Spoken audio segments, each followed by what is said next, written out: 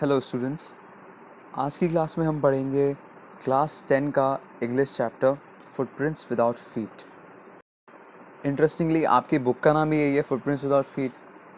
सी जब मैं 12th में था तो मेरे पास ये नॉवल थी the invisible man by H.G. Wells, जो इसी चैप्टर के ऑथर हैं। तो उस नॉवल का एक छोटा सा एक्सट्रैक्ट है, थोड़ा सा एक चेंज्ड वर्जन है, ओके। यानी कि उसकी थोड़ी सी स्टोरी इसमें आपको मिलेगी। वो तो पूरा नॉवल हमें एज अ साइड नॉवल था 12th में, बट अब वो चेंज हो गया है। सो उसी नोट पे स्टार्ट करते हैं। इस चैप्टर में एक साइंटिस्ट है, एक mad scientist, okay. Mad as in उसकी दिमागी हालत ख़राब नहीं है, ठीक है, बट वो जो काम करता है ना, बिना सोचे समझे करता है। उसके कॉन्सिक्वेंसेज नहीं सोचता, जो रैमिफिकेशंस हैं, रिजल्ट्स हैं, उसके बारे में नहीं सोचता। He is a pretty lawless person, यानी लॉ अबाइड करना उसे पसंद नहीं है। Let's start then. The two boys started in surprise at the fresh muddy imprints of a pair of bare feet.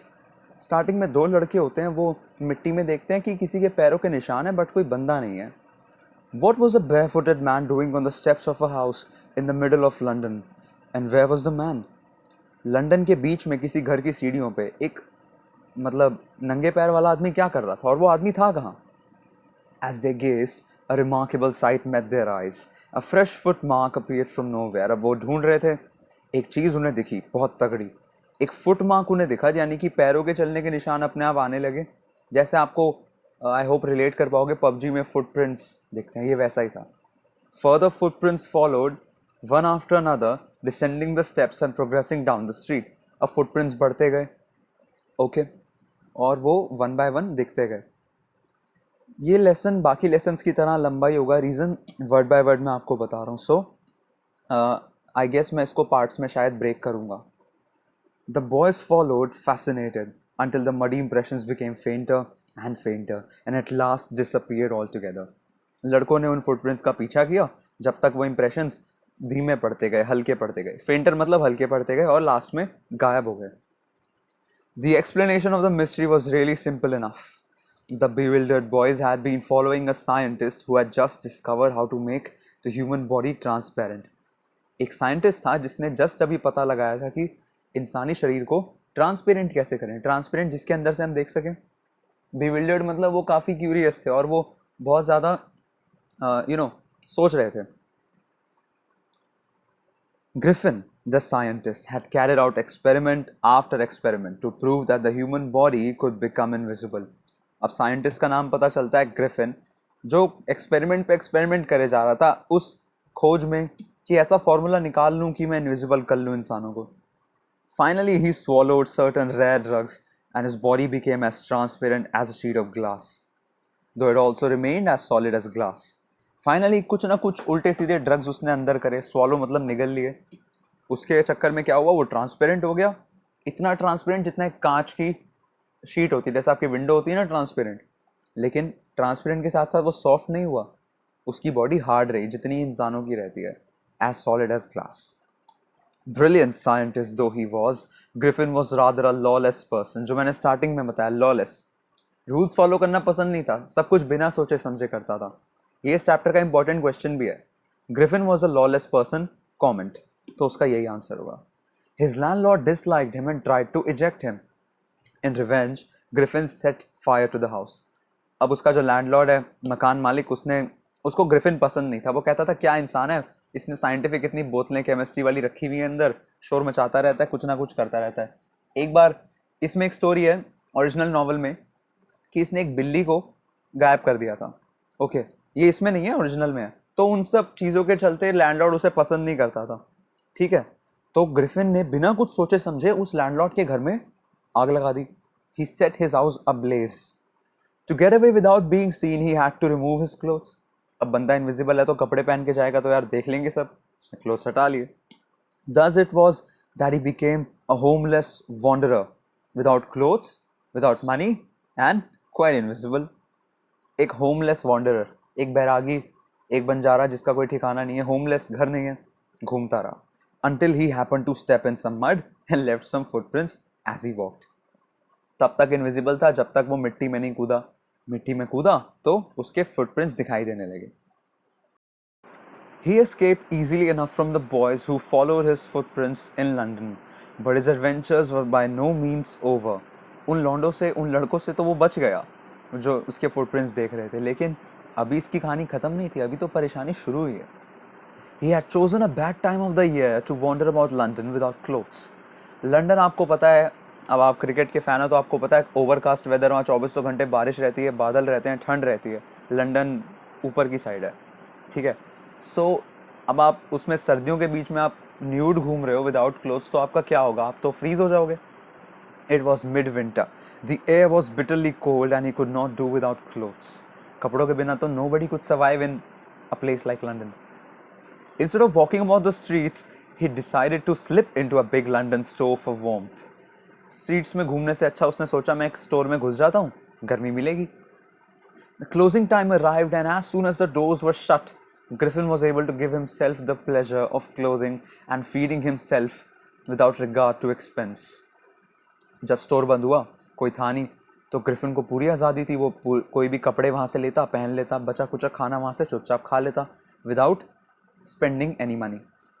He broke open boxes and wrappers and fitted himself out with warm clothes. अब उसने boxes खोले, rappers खोले और अपने ऊपर warm clothes डाल लिए. Soon with shoes and overcoat and a wide brimmed hat.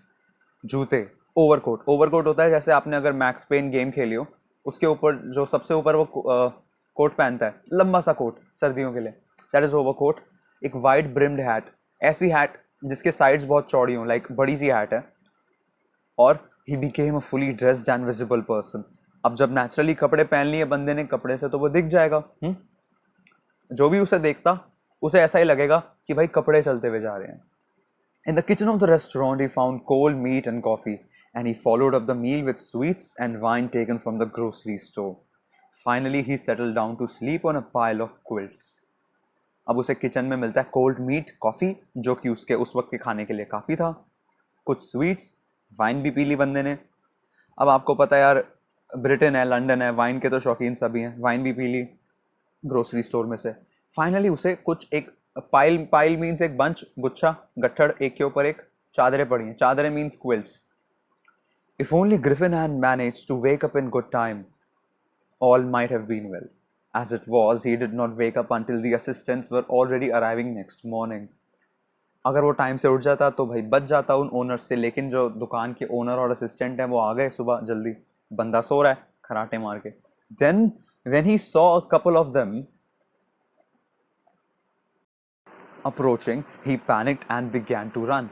अब नेचुरल सी बात है, ओनर्स को देख के वो पैनिक, मतलब टेंशन में आ गए, एकदम से हबड़ा दबड़ी मच गई, भागने लगा. They naturally gave chase. In the end, he was able to escape only by quickly taking off his newly found clothes. उन लोगों ने इसको चेज किया. चेज मीन्स उसका पीछा किया, और एंड में वो एस्केप कर सका, भाग निकला फटाफट अपने नए कपड़े उतार के, जो उसने नए नए कपड़े पहने थे. So once more he found himself invisible but naked in the chill January air. फिर से उसने खुद को पाया लंदन की उन सुनसान सड़कों में, ठंड में, बिना कपड़ों के. ओके, नेकेड इज बिना कपड़ों के. This time he decided to try the stock of a theatrical company in the hope of finding not only clothes but only something that would hide the empty space above his shoulders.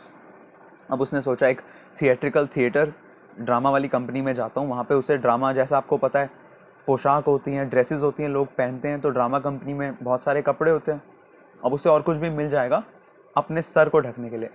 अब आप एक बात बताओ, आप कपड़े तो पहन लोगे, सर पे क्या पहनोगे? आपका जो फेस है, आपका मुंह है, वो तो इनविजिबल ही है, बाकी सब ढक गया, बट मुंह को कैसे ढकोगे?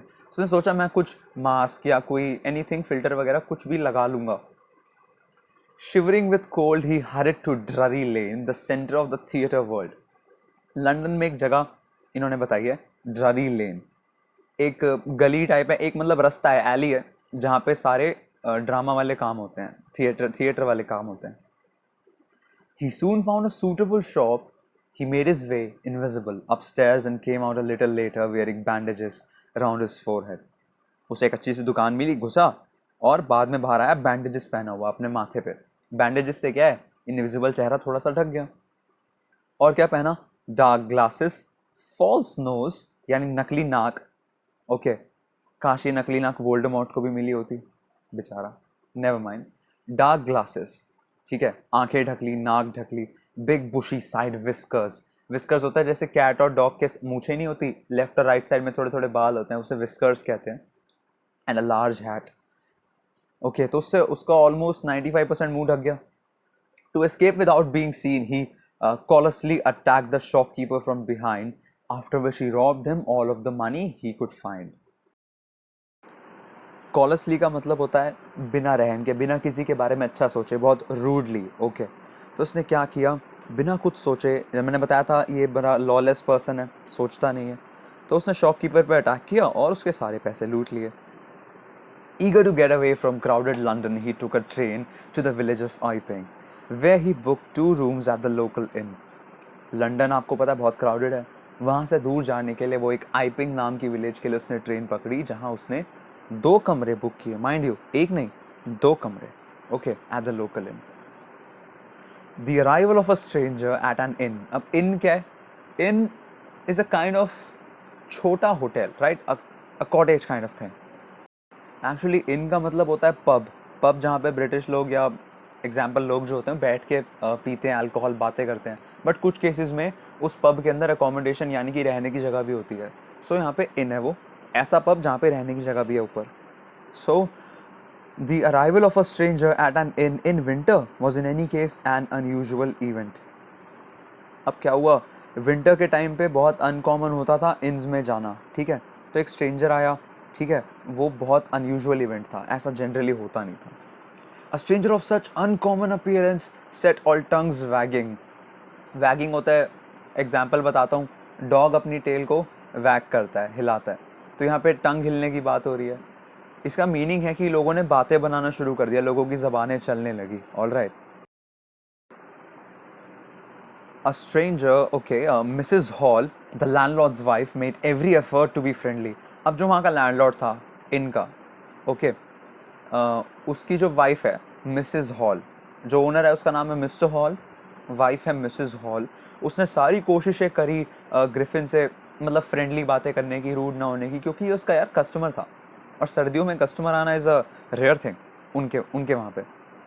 लेकिन ग्रिफिन काफ़ी रूड था, ठीक है, उसका कोई टॉक करने का मन नहीं था। उसने उसको बोला, my reason for coming to Iping is a desire for solitude.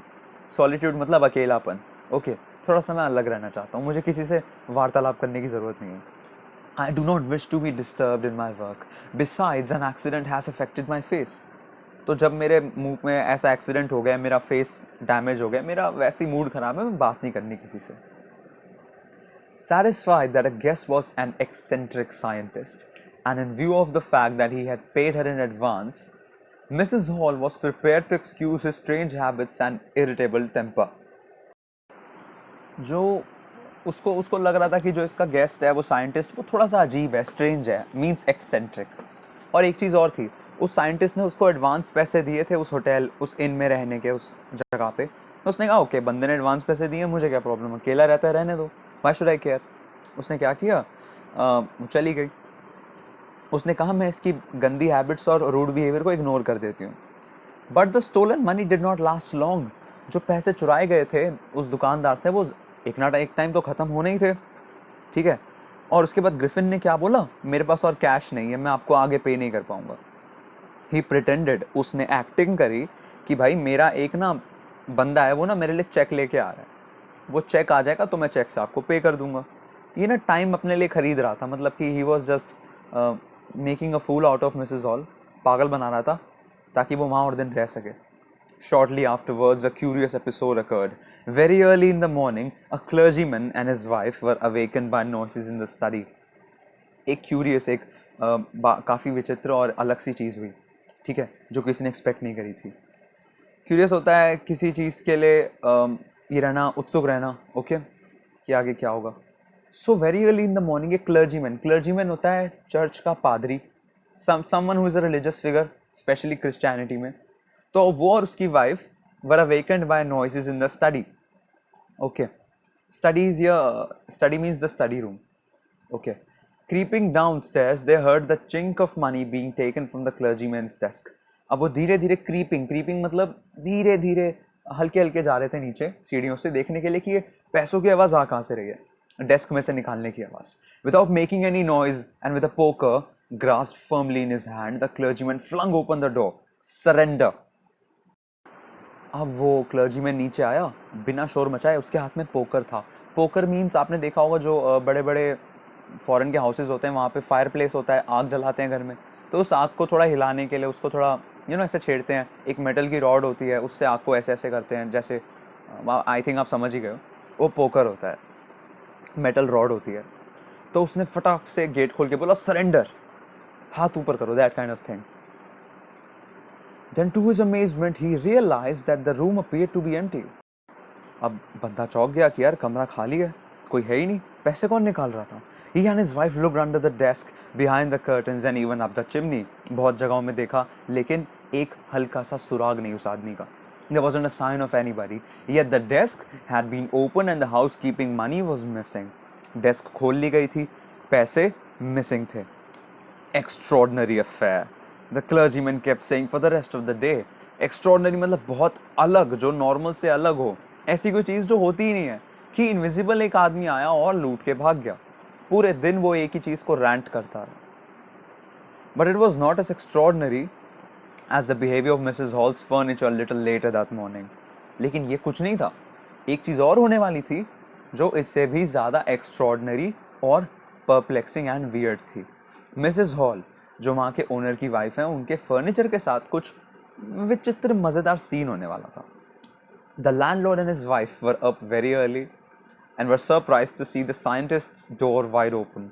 सुबह जल्दी उठे वो लैंडलॉर्ड और उसकी वाइफ, जो इन था पब उसके, उठे, उन्होंने देखा साइंटिस्ट के कमरे का डोर खुला है. Usually it was shut and locked and he was furious if anyone entered his room. अब जिस बंदे का कमरा 24/7 लॉक्ड रहे, बंद रहे, एकदम से वो आपको खुला मिले तो आप चौंक जाओगे, राइट, कि क्या चक्कर क्या है. तो उन्होंने देखा कि कहीं उसके कोई ब्रेक इन तो नहीं कर गया, कोई घुस तो नहीं गया चोर. The opportunity seemed too good to be missed. उन्होंने सोचा यार अंदर झांक के देखते हैं क्या चक्कर है. They peeped round the door, saw nobody and decided to investigate. Gate को खोल के हल्का सा झांका, कोई था नहीं. उन्होंने सोचा तहकीकात करते हैं क्या चक्कर क्या है. The bed clothes were cold, showing that the scientist must have been up for some time. अब आप जब सोते हो तो रजाई और वो बिस्तर गर्म थोड़ा सा हो जाता है, राइट, टेम्परेचर उसका अगर आप छू के देखो तो वो ठंडा पड़ा था. तो उन्हें एहसास हुआ कि वो बंदा वहां से बहुत पहले उठ के जा चुका है. And stranger still, the clothes and bandages that he always were lying about all the room. तो द थिंग इज, जब वो बैंडेजेस और कपड़े पहनता था अपने आप को छुपाने के लिए, वो सब उतरे हुए थे, बिखरे हुए थे. तो लोग समझ गए कि कुछ चक्कर है, इसने अपना डैमेज फेस की सारी बैंडेज हटा दी हैं, कपड़े उतार दिए, कुछ तो है. All of a sudden Mrs Hall heard a sniff close to her ear. A moment later, the hat on the bedpost leapt up and dashed itself onto her face. Sniff होता है जैसे सूंघना, ऐसे करके, जैसे लाइक डॉग्स या कोई ऐसे सूंघता है, that is sniff. थोड़ी देर बाद क्या हुआ, एक हैट जो बेड के पास थी वो उठी और उसके मुंह पे आके बज पड़ी, हॉल के, अपने आप ही उड़ती हुई हैट. फिर जो बेडरूम की चेयर है वो जिंदा हो गई. क्या मतलब? वो चेयर मूव करने लगी. चेयर हवा में स्प्रिंग करी, उठी, charge straight at her, legs foremost. ऐसे इमेजिन करो, एक चेयर हवा में उठी, उसकी टांगों का मुंह आपकी तरफ हुआ और वो आपके मुंह की तरफ आ रही है. अब उसकी टांगें आपके मुंह की तरफ आ रही हैं, आप डर जाओगे. वो और उसका हस्बैंड तो पागल हो गए. They turned away in terror. The extraordinary chair pushed them both out of the room and then appeared to slam and lock the door after them. ऐसा लग रहा था वो चेयर उनको भगाना चाह रही है, जो कि सच है. वो चेयर उनको भगाना चाह रही थी, उनको बाहर भगाया, गेट लॉक, बंद, खत्म कहानी. चेयर के पीछे कौन था? As you might have guessed, Griffin. Mrs. Hall almost fell down the stair in hysterics. वो कुछ समझ नहीं पा रही थी, वो पागल हो गई थी, तो उस चक्कर में वो ऑलमोस्ट गिरी गई, लेकिन बचा लिया उसने खुद को. She was convinced that the room was haunted by spirits and that the stranger had somehow caused these to enter into her furniture. कहती है स्ट्रेंजर, जो शुरुआती में स्ट्रेंज था अब और भी स्ट्रेंज हो गया, अपने साथ आत्माएं ले आया बंदा घर के अंदर. स्पिरिट्स, हॉन्टेड कर दिया उसने मेरे इनको. My poor mother used to sit in that chair, she moaned. आय हाय, कहती है बेचारी मेरी मम्मी इस चेयर में बैठ के स्वेटर वेटर बुनती होंगी, कुछ करती होंगी, लेकिन आज उसी चेयर में आत्मा आ गई, उसे बहुत बुरा लग रहा था. To think it should rise up against me now.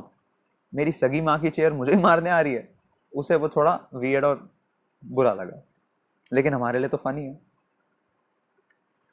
The feeling among the neighbors was that the trouble was caused by witchcraft. Witchcraft होता है जादूगरी, ओके, जादू करना, जो चुड़ैलें करती हैं. जो आसपास के नेबर्स थे उन्हें लगा ये सब जादूगरी है. But witchcraft or not, when news of the burglary at the clergyman's home became known, the strange scientist was strongly suspected of having had a hand in it. Witchcraft हो या ना हो, जब उस चोरी की खबर पहुंची ना, जो भी क्लर्जीमैन क्रिश्चियन पादरी के घर में चोरी की थी इसने, वो आग की तरह फैल गई और लोगों को फटाफट से एकदम हिंट लग गया कि जरूर इसका कुछ हाथ होगा.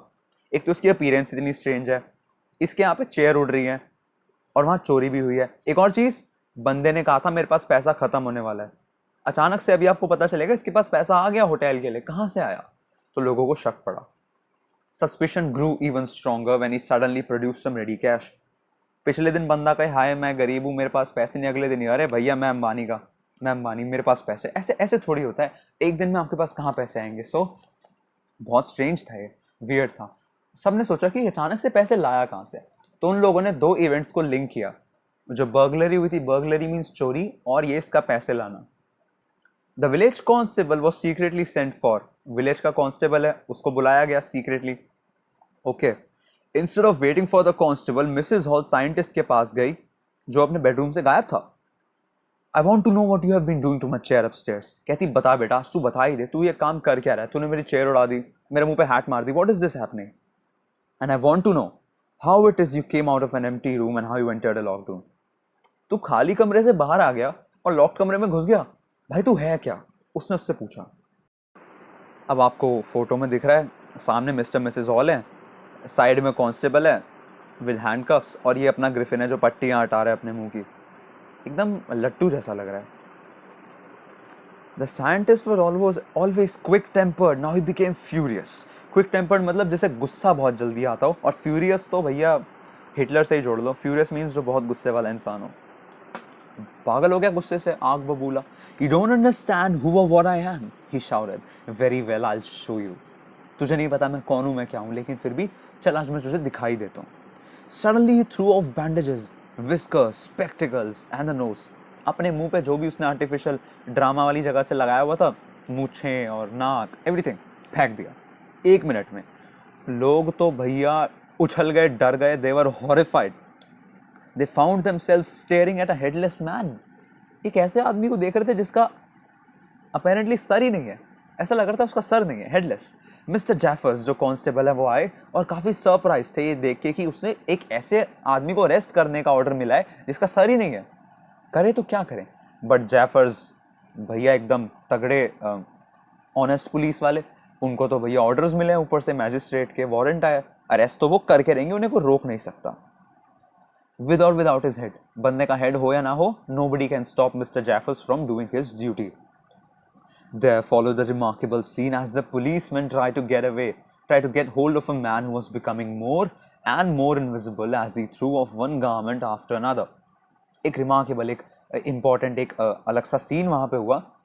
ओके, तो पुलिसमैन कोशिश कर रहे हैं एक ऐसे आदमी को पकड़ने की जो धीरे धीरे इनविजिबल होता जा रहा है. एक कपड़ा फेंका, उसके हाथ गायब, दूसरा फेंका, उसके पैर गायब, तीसरा फेंका, मुंह गायब. ऐसे सोचो, आप किसी को पकड़ रहे हो, वो गायब होता जा रहा है. Finally, a shirt flew into the air and the constable found himself struggling with someone he could not see at all. Finally, उसकी जो बची हुई शर्ट थी वो भी उड़ गई, फेंक दी उसने. कुछ नहीं था सामने, खाली इनविजिबल इंसान. पकड़े तो पकड़े कैसे? लोगों ने जैफर्स की हेल्प करी उसे दबोचने में. Some people tried to help him, but they found themselves hit by blows that seemed to come from nowhere. ऐसे सोचो, आप खड़े हो, आपको आसपास से घूसे, लाते, चप्पलें और थप्पड़ पड़ रहे हैं और आपको कोई बंदा दिख भी नहीं रहा. क्या करोगे? चुपचाप पिटोगे और क्या. वही चल रहा था वहां पे. कहीं ना कहीं से लाते घूसे पड़ रहे थे लोगों को, बट कौन मार रहा था पता नहीं, और कहां से मार रहा था. In the end, Jeffers was knocked unconscious as he made a last attempt to hold on to the unseen scientist. Last में जेफर्स को एक ऐसा फटका पड़ता है, वो बेचारा अनकॉन्शियस मीन्स बेहोश हो जाता है. उसने कोशिश करी थी ग्रिफिन को पकड़ने की, बट ग्रिफिन अपना चंट है, गायब है. उसने एक मारी, गिरा दिया जेफर्स को, knockout, KO. There were nervous, excited cries of hold him, hold him. लोग नर्वसली, एक्साइटेडली चिल्ला रहे थे, पकड़ो उसको यार. But this was easier said than done. कहना आसान था, करने से ज्यादा. Griffin had shaken himself free and no one knew where to lay hands on him. Finally, Griffin ने अपने उन लोगों के चंगुल से खुद को छुड़ा लिया. He was free. अब किसी को पता नहीं था उसे पकड़े कैसे. तो ये लिखी गई थी H.G. वेल्स द्वारा. ओके, फुल नॉवल तो ये है नहीं, आगे और भी स्टोरी है. सो मैं आपका सस्पेंस ख़राब नहीं करना चाहूँगा आगे की स्टोरी बता के. मैं चाहूँगा आप ये नॉवल या तो बाय कर लेना या आप इंटरनेट से पढ़ लेना. Really interesting story. 12th में बहुत मज़ा आता है इसको पढ़ने में personally. So in the and I hope आप ये बहुत अच्छी सी स्टोरी समझ गए होंगे. एनी डाउट्स अगर कुछ भी हो तो आप कमेंट्स में लिख देना, या मेरी ईमेल प्रोवाइडेड है मेरे चैनल पे, आप उसमें मुझे मेल कर सकते हो. So thank you for watching. I hope you'll be safe and I'll see you in the next one. Bye.